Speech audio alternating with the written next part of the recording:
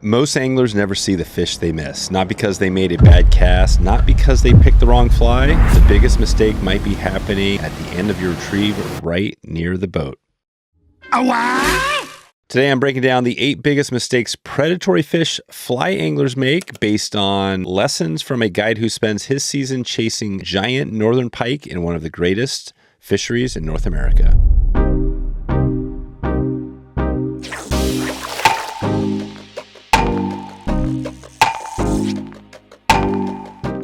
And you can listen to the full podcast episode after you complete this YouTube video. If you want to check that out, go to wetflyswing.com/880. This is with Nick from Scott Lake Lodge, and this is a good one. You can listen to the full hour-long episode on Apple Podcasts, Spotify, wetflyswing.com/880. And want to let you know, as always, we're giving away a membership to Wet Fly Swing Pro. The only thing you have to do is subscribe to this channel, like this video, leave a comment, and you'll get entered into win Wet Fly Swing Pro. And want to let you know we're reaching for 5,000 subscribers. Help us get there. And then we're off to 5 million. Guess that means it's showtime. And we're going to be knocking this down from number 8 to the number 1 top mistake to avoid with predatory fish. So you don't want to miss this one. Let's get into it. Let's get started. Shut up! It's starting! All right, the number 8 mistake to avoid is fishing flies that are too bulky. What Nick says instead is to fish sparse flies. Do the opposite. Focus on profile without excessive bulk, and make sure you prioritize presentation over size. All right, number 7. The number 7 mistake that big predatory anglers make is using fly materials that don't survive predators. So if you want to make sure these survive, you want to use more synthetics. This will help build durability into your flies. Nick says also you can expect these teeth of muskie, pike, and all these predatory fish are going to wrap up and rip up your stuff. So make sure to use synthetic materials. All right, number 6. The number 6 mistake to avoid that most pike and predatory fish anglers make is fishing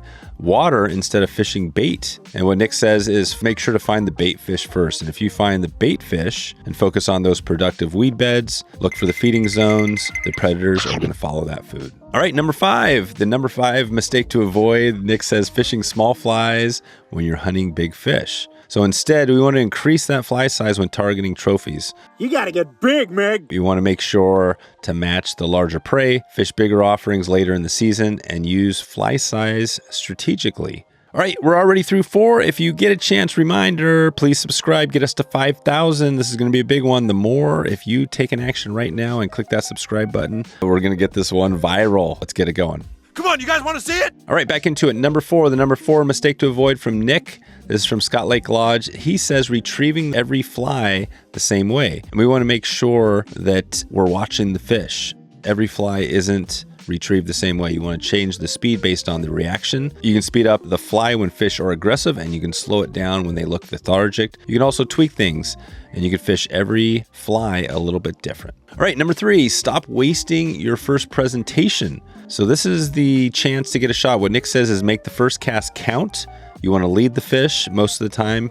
You want to land the fly ahead of it and make it look natural. And that first shot you get, if you drop it on top of the fish, it could spook it. Not always, but depending on the predator you're chasing, you want to make that first cast count. All right, number 2, we're getting close, pulling the fly out too early. So we want to make sure when fishing pike and other predatory fish, bring every retrieve all the way into the boat. We've heard these stories before on the podcast. Keep moving it, stay ready for that last second eat, and expect the fish to follow farther than you think. So don't pull it out too early, keep it in all the way. You're just going to have to be patient. And the number 1 mistake to avoid that people do all the time, and this isn't easy, it's an oldie but a goodie, and it's the easy one, is people forget to set the hook.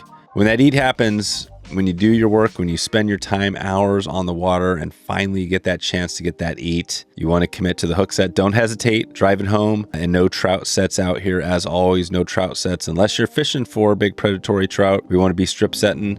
And that's the big lesson from this episode. If you want to boil down this entire conversation, we've done it today. We boiled it down into a short snippet episode. Like we said, too many anglers quit the retrieve before the fish quits the chase. So make sure you stick with those top 8 tips. And if you want to check out the full episode, go to wetflyswing.com/880 on Apple Podcasts or Spotify. You can listen to a full hour-long episode with Nick breaking down all these tips and some other great stuff on the podcast. And I want to let you know, I appreciate you for stopping in here today, and we will see you on the next episode. Talk to you soon. Have a good one.